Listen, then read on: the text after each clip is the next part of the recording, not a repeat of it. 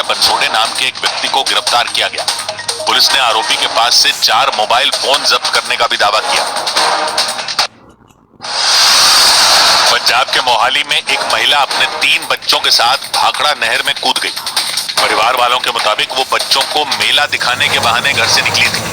Police ने 2 बच्चों के शव बरामद करने का दावा किया और महिला को गिरफ्तार कर लिया। उधर पश्चिम बंगाल के हावड़ा में अवैध वसूली के आरोप में गिरफ्तार टीएमसी नेता अरबिंदो दास पर कुछ लोगों ने अंडे फेंक दिए, हाथापाई की। हावड़ा सदर इलाके के रहने वाले अरबिंदो दास टीएमसी के मजदूर संगठन के अध्यक्ष थे। उनके खिलाफ गोलाबाड़ी थाने में जबरन वसूली और धमकी देने का मामला दर्ज किया गया था। पश्चिम बंगाल में सत्ता बदली और जांच तेज हुई। मौका पाकर वो घर से फरार हो गए, लेकिन पुलिस ने उन्हें तलाश लिया और गिरफ्तार कर लिया। जैसे ही पुलिस वाले उन्हें लेकर गोलाबाड़ी थाने से कोर्ट की तरफ जाने लगे, कुछ लोगों ने घेर लिया, उनके खिलाफ नारे लगाने शुरू कर दिए। पुलिस वालों के सामने भीड़ में मौजूद कुछ लोगों ने अरबिंदो दास पर निशाना लगाकर अंडे फेंकने शुरू कर दिए। एक अंडा तो सीधा उनकी गर्दन पर जाकर लग गया।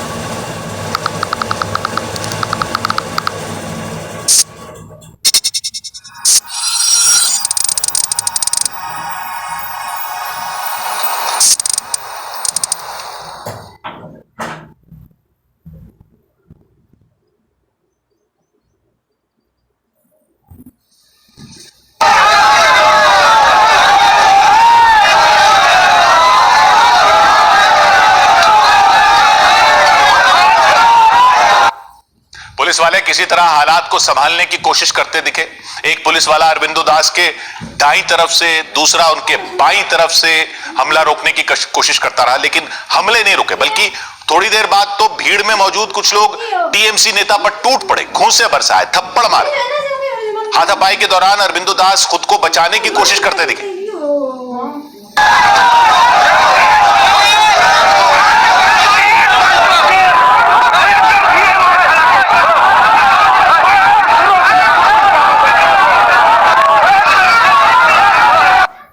किसी तरह पुलिस वालों ने भीड़ से अरबिंदो दास को बचाया और गाड़ी में बैठाकर थाने ले गए।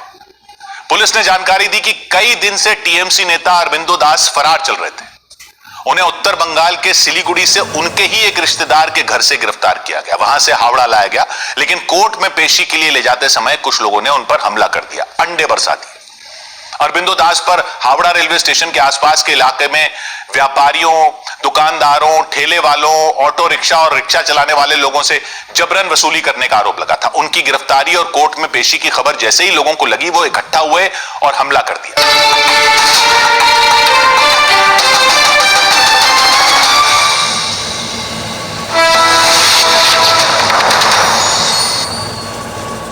जयपुर में परीक्षा के दौरान नकल कराने का मामला सामने आने के बाद परीक्षा रद्द कर दी गई। प्रभा देवी मेमोरियल पीजी कॉलेज में परीक्षा चल रही थी, राजस्थान पैरामेडिकल काउंसिल की परीक्षा।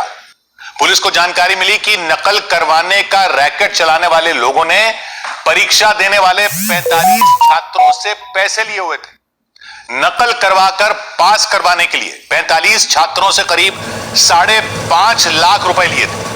आरोपियों ने पूरी तैयारी कर ली थी कि किस तरह उन 45 छात्रों को नकल करवाई जाएगी। आरोपियों ने परीक्षा केंद्र पर मौजूद टीचर को भी अपने साथ मिला लिया था। वो भी नकल करवाने वाले लोगों के साथ शामिल हो गए थे, लेकिन उनकी पूरी तैयारी पर पानी फिर गया, क्योंकि परीक्षा केंद्र पर मौजूद दूसरे छात्रों को इसकी भनक लग गई। उन छात्रों ने हंगामा खड़ा कर दिया, वहां तोड़फोड़ कर दी, टेबल कुर्सियां तोड़ दी, खिड़कियां तोड़ दी, एडमिट कार्ड फाड़कर हवा में उछाल दिए, परीक्षा केंद्र का हुलिया बिगाड़ कर रख दिया, जो सामने दिखा उसे तोड़ दिया, हवा में उछाल दिया। काफी देर तक वहां इसी तरह हंगामा चलता रहा, छात्र नारेबाजी करते रहे। इसके बाद पुलिस वहां पहुंची और छात्रों को समझा बुझाकर शांत करवाया। बाद में वो परीक्षा भी रद्द कर दी गई।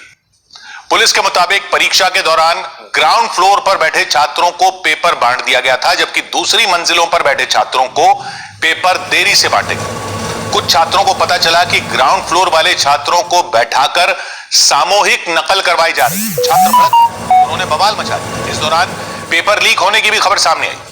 हालांकि पुलिस ने पेपर लीक की बात से इनकार किया। पेपर लीक होने जैसी कोई बात सामने नहीं आई थी। ये बात जरूर थी कि सेंटर का जो संस्थापक था उसकी भूमिका इन्विजिलेटर सेट करने में पाई गई थी, जिसको पूर्व में ही गिरफ्तार कर लिया गया था। पुलिस कह रही है जांच में सामने आया कि आरोपियों ने कुल 45 छात्रों से 5.5 लाख रुपए लिए थे। करीब 3.5 लाख रुपए तो उन्होंने कॉलेज संचालक को ही दे दिए ताकि छात्रों को आराम से नकल करवा सकें, छात्रों को पास करवा सकें। लेकिन पुलिस ने पहले ही इस पूरे रैकेट का भंडाफोड़ कर दिया और 4 लोगों को गिरफ्तार कर लिया। इधर उत्तर प्रदेश के शामली में शादी के लिए धर्म परिवर्तन करके चर्चा में आए आयुष मलिक नाम के युवक ने दावा किया कि उन्होंने फिर से हिंदू धर्म अपना लिया है। वो अपने घर पहुंचे, मंदिर के सामने बैठकर माता पिता के साथ पूजा की, भगवान को तिलक लगाया, फिर बड़ों से आशीर्वाद लिया। बाद में खुद ही सोशल मीडिया पर एक वीडियो पोस्ट किया कि अपने घर वालों के लिए ही उन्होंने अपना फैसला बदला। पहले वो आयुष मलिक से मोहम्मद अली बन गए थे। चांदनी कुरैशी नाम की लड़की से शादी कर ली थी। उनके पिता ने आरोप लगाया था कि चांदनी कुरैशी और उनके घर वालों ने मिलकर, यानी चांदनी कुरैशी के घर वालों ने मिलकर आयुष का ब्रेन वॉश किया था और प्लानिंग के साथ धर्म परिवर्तन कराया था। उनकी नजर आयुष की संपत्ति पर थी, यह आरोप लगाया था पिता ने। आयुष के पिता इलाके के बड़े दवा कारोबारी हैं। हालांकि उनके आरोपों पर चांदनी या उनके परिवार की तरफ से क्या किया गया वो सामने नहीं आ सका था। लेकिन मामले में तब नया मोड़ आ गया जब धर्म परिवर्तन कर मोहम्मद अली बने आयुष मलिक अपने घर पहुंच गए। सिर मुड़वाकर, दाढ़ी कटवाकर वो सीधा अपने घर के मंदिर के सामने पहुंचे, विधि विधान के साथ पूजा की, फूल चढ़ाए, भगवान को भोग लगाया, आरती की, माता पिता और घर के बाकी बड़े लोगों के पैर छुए। फिर उन्होंने बताया कि वो अब पहले की तरह हिंदू हैं। माता पिता की परेशानी देखी नहीं गई, इसलिए मोहम्मद अली से फिर आयुष मलिक बन गए। धर्म बदल लिया था, लेकिन मैंने आपकी परेशानी को देखते हुए परिवार के हिसाब से, अपने मन से, परिवार के मूल धर्म हिंदू धर्म में आकर आपके पापा के प्यार की छाव में रहना चाहता हूँ। आयुष के घर लौटने पर परिवार वाले खुश दिखाई दिए, सबने गले लगाया उन्हें। पिता ने सबको धन्यवाद दिया। मेरा बेटा अपने घर वापसी चला और अपने धर्म को अपना लिया, इसमें कोई झूठ नहीं।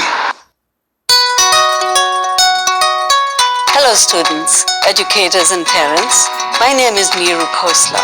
I am the CEO of CK12 Foundation. Today, I'm really excited to introduce you to our newest offering to help every student to get quality education. Thanks, Niru. I got it from here. I'm Flexi, CK12's AI tutor. I use artificial intelligence technologies combined with proven learning methods and CK12 materials to help you with your homework and assignments, just like a human tutor would. Hey, Mahi, what are you working on? I don't understand my assignment. I can help with that. It's as easy as that. By the way, while I'm generating an explanation, I can also show you high-quality interactive snippets from CK12 to make topics even easier to understand. I still don't fully get it. A lot of students learn better when they hear the same concepts in different words. You play soccer, right? Why don't we use soccer as an analogy for photosynthesis? Oh, that makes sense. I'm always learning more about you, your interests, and your goals, so I can personalize my help. By the way, I can give you simpler or more detailed explanations based on your comfort level. I can even translate answers into different languages. How cool is that? At CK12, we have already served more than 300 million students worldwide. We've had so many great ideas to improve student outcomes and make learning relevant for everyone. But it has been hard to scale them. Till now. I love the way Flexi shows me step-by-step solutions if I get stuck on a math problem. That's great. But are you really learning if Flexi gives you step-by-step solution? Yes, Flexi gives me a full understanding of how to solve the equation, and then it gives me a similar problem to try on my own. You can answer my question, or if you still need help, I can break it down into sub-steps and walk you through it. It's like I have a private tutor. Flexi keeps a tab on all of my tasks and assignments. Based on Nietzsche's past performance, I can predict which assignment she will do well on and which she isn't quite ready for. It's like I have a crystal ball. Instead of trying assignments I'm not quite ready for, Flexi can point me to high.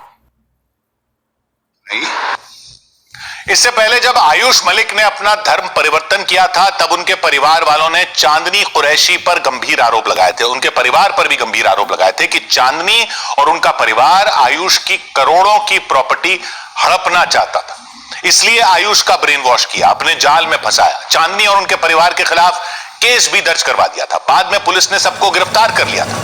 हालांकि आयुष अपने परिवार के आरोपों से सहमत नहीं थे, साफ किया था कि उन्होंने अपनी मर्जी से धर्म बदला था, उन पर किसी का दबाव नहीं था।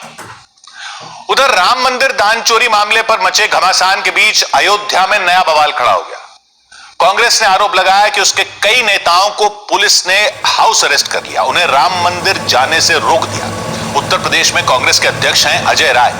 उनका कहना है उन्हें भी अयोध्या की एक होटल में नजरबंद कर दिया गया, लेकिन राज्य सरकार ने इससे इनकार किया। सरकार का कहना है रामलला के दर्शन से किसी को नहीं रोका गया। अजय राय के मुताबिक उनकी अगुवाई में कांग्रेस का एक प्रतिनिधिमंडल रामलला के दर्शन के लिए अयोध्या आया था। सभी लोग राम मंदिर जाकर रामलला से प्रार्थना करना चाहते थे कि चंदा चोरी करने वालों को कड़ी से कड़ी सजा मिले। तो उन्होंने कहा उन्होंने पुलिस और प्रशासन को इसकी जानकारी भी दी थी। अजय राय का आरोप है इसके बाद भी उन्हें और उनके साथ आए नेताओं को राम मंदिर जाने नहीं दिया गया, होटल के कमरे से बाहर तक निकलने नहीं दिया गया, होटल के बाहर पुलिस का पहरा बिठा दिया गया। अजय राय अयोध्या के पद्मश्री पैलेस नाम के होटल में ठहरे हुए थे। उनका कहना है रात करीब 11 बजे उनके होटल के कमरे में अचानक पुलिस और प्रशासन के कुछ अधिकारी पहुंच गए। कमरे में वो कुर्सी पर बैठे दिखाई दिए। आसपास पुलिस और प्रशासन के अधिकारी भी नजर आए। जब आए दर्शन के लिए सरकार रोक रही है। नहीं, आपके घर परिवार के हैं इसलिए हम दर्शन के लिए रोक देंगे, दर्शन करा देंगे। अजय राय कह रहे हैं देर रात उन्हें होटल से नरेंद्र देव कृषि विश्वविद्यालय के गेस्ट हाउस ले जाया गया, वहां उन्हें गेस्ट हाउस अरेस्ट करके रखा गया। उन्होंने आरोप लगाया गेस्ट हाउस में उन्हें प्रताड़ित भी किया गया। हमें वहां से जबरदस्ती गिरफ्तार करके आचार्य नरेंद्र देव कृषि विश्वविद्यालय के गेस्ट हाउस में लाकर रखा गया है और पूरी तरीके से प्रताड़ित किया जा रहा है और दर्शन करने